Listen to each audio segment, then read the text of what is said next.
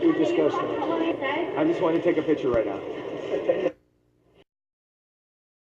What Reamer is saying, let me just throw it out. She is saying that Trump won a whole lot of votes based on bigotry, trying to turn one group of people against the other. What do you guys think? No. Okay, well, just tell us. He stirred a dialogue.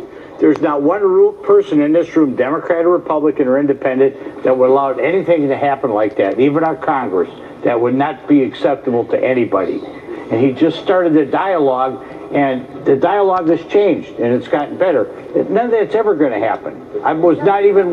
He's proposing legislation, though. He's proposing bringing back a national registry. He's proposing removing DACA and DACA. These are... In the first place, you can't promote that.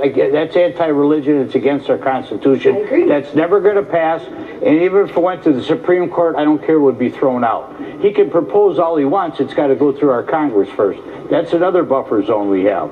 Do other people, this was something that I encountered a lot when I talked to Trump voters, who would say very similar things. They would basically say, the things that he says that are the worst things, like the Muslim ban, for instance, that like, that's just him talking smack, basically, and it's not going to happen. Does that, I'm curious what you three think of that. Like, is that how you thought of it, or do you think, like, I hope he does that, or?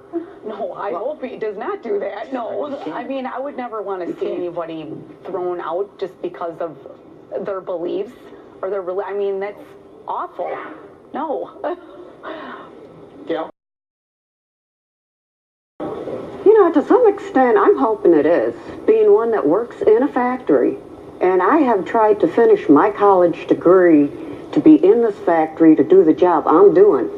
But because there's so many illegals in there, I can't get the pay I should get. So you think illegal, undocumented immigrants are threatening your pay, and you hope he does deport a lot of them? Well, not including the fact, it's even been said on radio, that a lot of them that get stopped don't pay their tickets.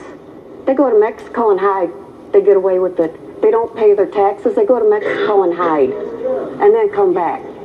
I've seen this. It's upsetting.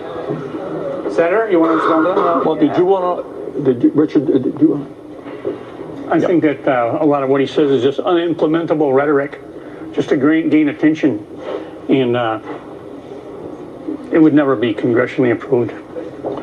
Well, as somebody who was in the Congress, let me not, I'm not quite so sure that you're right. But I think that there's no question to my mind, and I find it interesting that what 3 out of 4 of you are saying is, yeah, he talked about that stuff, but it'll never happen. We don't believe that it will ever happen. Why do you vote for somebody who, in a sense, then is lying?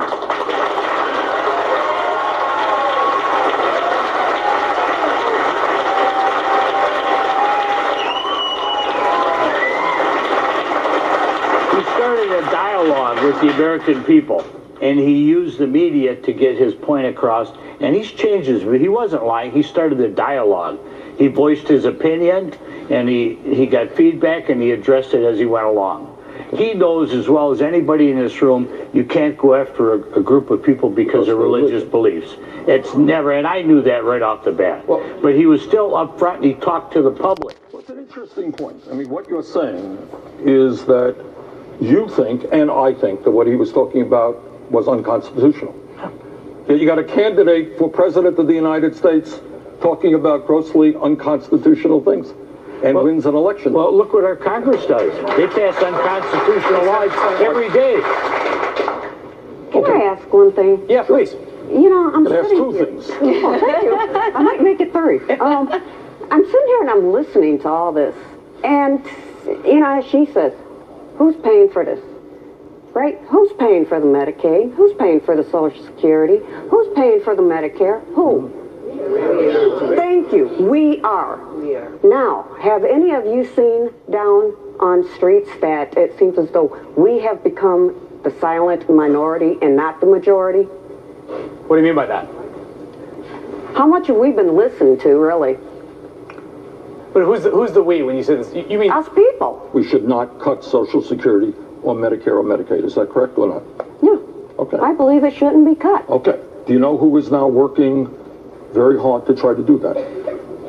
Republicans in Congress have a plan under the guise of saving Medicare and saving Social Security, making devastating cuts. That's what the Republicans are now trying to do. Say hello to my little friend, I call him Alex Pacino. You be writing checks that your ass can't cash, and act like you are perfect, like your past ain't bad, like your shit don't stink, but you pass ain't gas. I wanna shoot you phony so your act can't last.